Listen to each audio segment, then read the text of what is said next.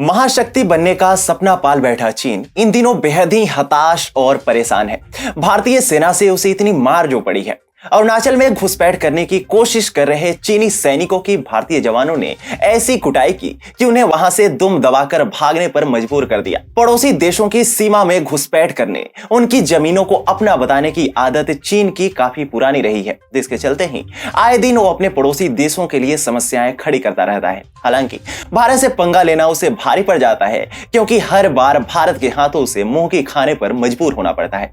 नमस्कार, आप देख रहे हैं TFI, जो है देश का सबसे विश्वसनीय अल्टरनेट न्यूज मीडिया पोर्टल, और मैं अवनीश तिवारी आपको बताने जा रहा हूं कि चीन पूर्वोत्तर में जो धूर्तता दिखा रहा है उसके पीछे के आखिर कारण क्या है। भारत चीन के साथ 3488 किलोमीटर लंबी सीमा साझा करता है। 5 भारतीय राज्यों लद्दाख, हिमाचल प्रदेश, उत्तराखंड, सिक्किम, अरुणाचल प्रदेश से चीन की सीमा लगी हुई है। चीन इन इलाकों में अक्सर अपनी ओछी हरकतों को अंजाम देता रहता है। अब एक बार फिर चीन ने भारत की सीमा में घुसपैठ करने की कोशिश की, जिसका भारतीय सेना ने करारा जवाब भी दिया। चीन ने अरुणाचल प्रदेश के तवांग सेक्टर में घुसपैठ की, जिस दौरान ही भारत और चीन के सैनिकों के बीच झड़प हो गई। 9 दिसंबर को हुई इस झड़प में भारतीय सेना ने चीनी सैनिकों की जबरदस्त कुटाई की है। साथ ही बहादुर जवानों ने चीनियों को भारतीय सीमा से खदेड़ भी दिया। देखा जाए तो चीन ने ऐसा पहली बार नहीं किया। इससे कुछ महीने पूर्व ही चीनी सेना के करीब 200 जवान तवांग सेक्टर में भारतीय सीमा में घुस आए थे और भारतीय जवानों के साथ उनकी हाथापाई भी हुई थी। हालांकि बाद में स्थानीय कमांडरों ने अपने स्तर पर विवाद को सुलझाया था और चीनी सैनिकों को वापस भेजा गया।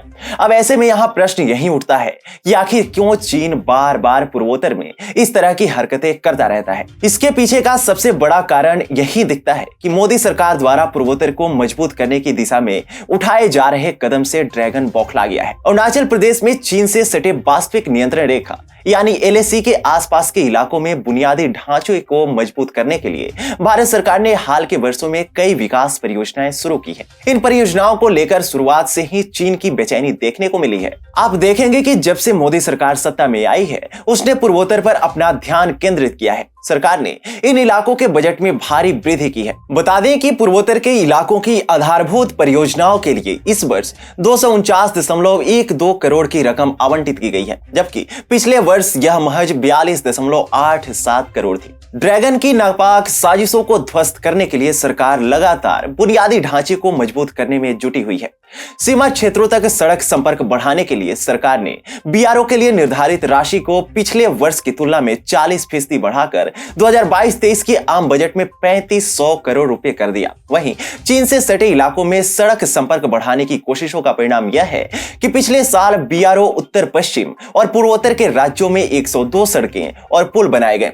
इन परियोजनाओं से होगा ये कि चीन के साथ किसी संभावित टकराव के दौरान सैन्य दस्ते को इन इलाकों में तेजी से भेजा जा सकेगा, और यही चीन की परेशानी की वजह बना हुआ है, जिस वजह से वो बार बार पूर्वोत्तर में घुसकर इस तरह के दुस्साहस को अंजाम देने की कोशिश करता रहता है।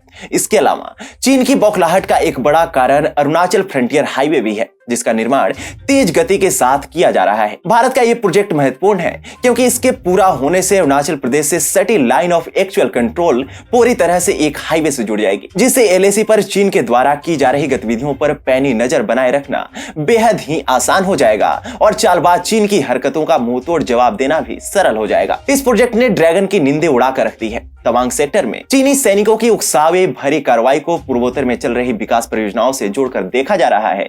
ऐसा माना जा सकता है कि जो चीन पूर्वोत्तर में इतना उछल रहा है, इसके पीछे की असल वजह शी जिनपिंग की झुंझलाहट ही है।